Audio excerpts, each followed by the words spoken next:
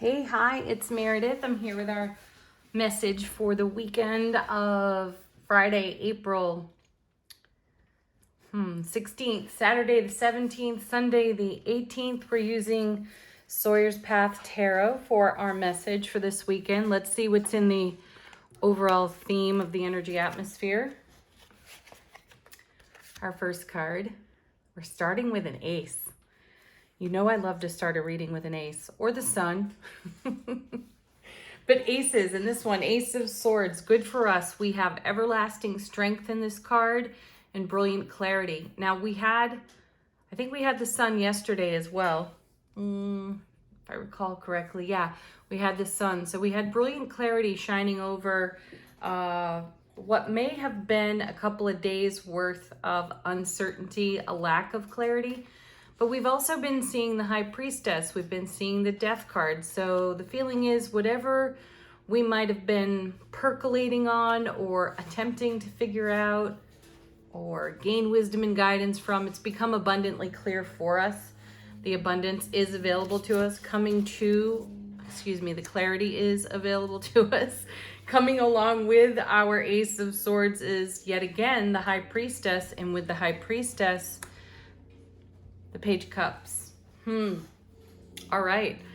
You know, the fish jumping out of the cup on the page is representative of our goals, our dreams becoming a reality.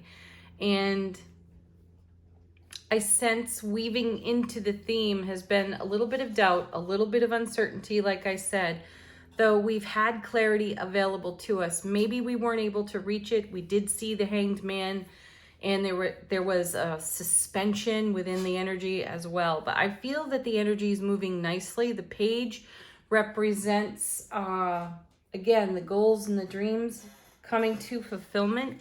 And pages are a breath of fresh air. They are fresh new energy. We have fresh new energy here with an Ace of Swords as well. And do remember, this is a divine and cosmic gift. This is the universe working in harmony with us. Really sweet. So in the center of all that is the High Priestess. She's the inner oracle. So we're being guided back to the heart of our intuition, and also perhaps a little bit of hindsight here with the page to a period of experience when we were just beginning to cultivate a new dream, a new goal. And I sense that the clarity of the ace and the clarity of our intuition is giving us a perspective within hindsight to see how far our dream and our goal has progressed, expanded, and become more real. Let's see what's in the rest of the cards. Well, here it is again, you know, the Eight of Swords. It's not the first time we've seen it this week. And coming with the Eight of Swords is the Five of Coins. Now, I know we haven't seen that one at all this week, and not for a while. And here again, I feel like the cards are speaking to us of the past, of a different period of life experience when we were in a mental trap. We didn't have the clarity. You know, the Ace and the Eight make Nine of Swords. There was a time when we were in perhaps some anxiety, unrest, discomfort. Clarity was at best vague, and it had something to do with a sense of conformity, feeling unstable on our foundation. And that's what the Five of Coins is about. You know, there's a sanctuary available to these people on the card, though they don't go in because the cost of conformity is too high, and that's what created a mental trap. So there may have been a period of inertia where there was no move to be made, and we saw that earlier in the week with the cards. And my feeling is we've come out of that. Eights are about momentum. They do move energy along for us. And I feel that the energy started moving really well out of yesterday's reading. We've had an interesting flow this week. You know, the Knight of Pentacles has shown up quite a bit. And he is motion, he is momentum, though it's not necessarily at a pace that is comfortable to us. It's often slower than we'd like. Though within the speed of that momentum, we have been able to savor, to cherish, to have perfect, clear hindsight if we chose to engage it through our intuition and in the brilliant clarity of the sun as well. Coming next is perfect, the Empress. She's been with us a whole lot this week. I'm really glad to see her on the other side of these cards because this really is unstable energy and she's completely stable. She's got the sun behind her. She's abundance.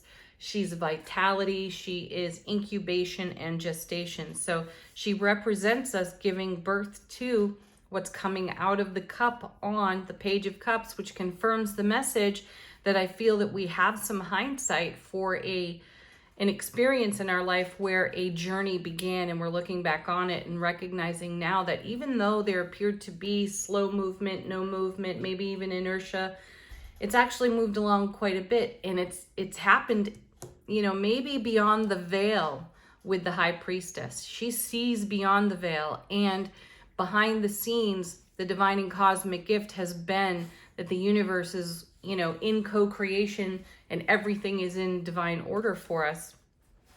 Coming with our beautiful Empress now is the Knight of Cups. Again, a repeat card for us this week and good progression because it does show us the progression I'm speaking of here in the cards and intuitively tuning into. So we've moved from Page to Knight. Beautiful. Under the energy or wrapped within the energy of the Empress. So this, excuse me, Eight of Swords, Five of Coins, instability, mental trap, that's been healed. We've actually moved on through that, and we've moved on through it in the energy of the Empress. Ooh, talk about mastery. And then we have the Wheel of Fortune with, okay, brace yourself. The Devil. This is actually quite beautiful because you do have momentum off this 8. It may be an uncomfortable momentum at times, but it is part of what's behind the Knight of Cups and his movement forward, but into divine design, divine destiny, the divine delivery system of the Wheel of Fortune, bringing us the energy of the Devil, which speaks to the temptation to surrender to a lack of faith, to doubts, to fears, to instability over here. And what I'm sensing is that the wave of energy, the wave of momentum is overtaking the Devil. How amazing is that? So while we are feeling the discomfort of mental traps in the Eight of Swords and feeling the discomfort of potential consideration for conformity at one time, we've overcome that. And we've done it like an Empress would in supreme self-mastery. So that even in the face of the Devil's presence, where we are tempted to surrender to doubt and to fear, concern even, the divine delivery system is rolling right over that. Where's it all going? Another 8. So here's great momentum. And the 8 of Wands, it's a very dynamic card in tarot. It has a tremendous amount of meaning. First and foremost, it is a swift moving energy. So we have picked up speed and we're at a pace that we're much more comfortable with after a week's worth of cards where the pace was perhaps unsettling to us. And that gave us pause for, the Devil of the ego cropping up. Now, the 8 of Wands is also super stable, double 4. 4 of Wands is one of the happiest cards in tarot. So we've achieved that. That's in the divine delivery system as well from the Wheel of Fortune. And again, it's rolling right over the Devil because we've done the journey work required through the Empress here. We have brought a dream into a greater sense of fulfillment. And I feel that we will actually start to see tangible evidence of that. And then with the 8 of Wands, there is the message of unity. This is a card of energy being woven together. It is considered a marriage card in tarot. So we are weaving our dream together. And where are we going with that? But to the 2 of Wands, which is a message of a whole new world of opportunity. We're actually kind of prospecting for One of my favorite readers on YouTube says that about the Two of Wands. It's a prospecting card. You're looking at a whole new world, making decision and consideration for how you are going to occupy that world. Well, we already know how we're going to do that after weeks of witnessing the 10 of Cups, 10 of Coins, Ace of Cups, 4 of Wands over and over and over again, along with some other really stellar tarot cards. Now, I do want to point out that with the 8 and the 2, that makes the 10 of Wands, which is about setting down a burden. And I feel that that is accomplished by settling whatever was cropping up in the mental trap of our 8 of Swords and creating a sense of instability with our 5 of Coins. Now, the 5 of Coins could relate quite nicely to the Tower, which we have seen this week. And we know that we've moved on from that energy as well. Not only have we moved on from it, we've moved on from it swiftly into this whole new world of our own creation. And we're further along than we think. We're closer along. We're closer to the fulfillment of a goal or a dream than we ever thought we were. So it's becoming quite clear to us. Ooh, nice. Very nice indeed. Let's take a look at our angel answer cards. This is an opportunity for you to get confirmation, further clarity, guidance, a fresh message, or ask a question of these cards. I love this. Just flipped over in the deck, romance. This is you being the lover of your own life. This is you romancing your dream, your goal, and bringing it into fulfillment. It connects nicely with our 8 as well because it speaks to a priority relationship in our life and the weaving of energies within that relationship, or more than one, you know. It could be, you know, something that we're weaving together with our children or a dear friend.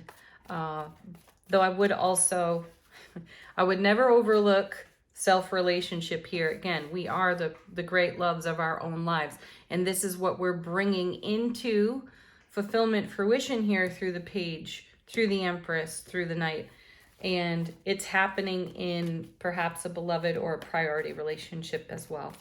And it can't be helped because of the, you know, the journey work we're doing and the growth we're experiencing. Every relationship benefits for us. Next we have no need to worry. Of course not. And you know, how great a card to see when the Devil shows up, because the Devil's all about that. It's the temptation to slip into worry or concern and fret with the ego voice, right? So there is no need for that. If you find yourself there, come back to your heart space and breathe. Just breathe. Next. Take action on your happy to create big changes. These are amazing confirmation cards for us. It's letting us know. I feel like it's the universe speaking to us and saying, you've taken so much action in the direction of your happy to make big changes. And the universe is here supporting you in divine order. I love it. Confirmation all the way around. And now our affirmation card from the Super Attractor deck. You know, I think this card might summarize the week. I slowed down and listened to the guidance that's available to me. There's the High Priestess. We had a whole lot of slowdown in the momentum with that Knight of Pentacles showing up in repetition this week. So we slowed down. We listened to the inner guidance available to us from our own divine wisdom, High Priestess. And look how it pays off for us. Ooh, yes, this is what reward looks and feels like in the tarot cards. You know, we saw the Knight of Pentacles for a good long time too. He was showing up in repetition, and he always has his eye on the now and celebrating the now while having plenty of energy to invest in the oncoming. And this is representative of that and summarized beautifully by that affirmation card. Thank you, everyone. Have a beautiful weekend. I so appreciate you viewing the videos. Do remember to hit the thumbs up. Bye for now. Namaste.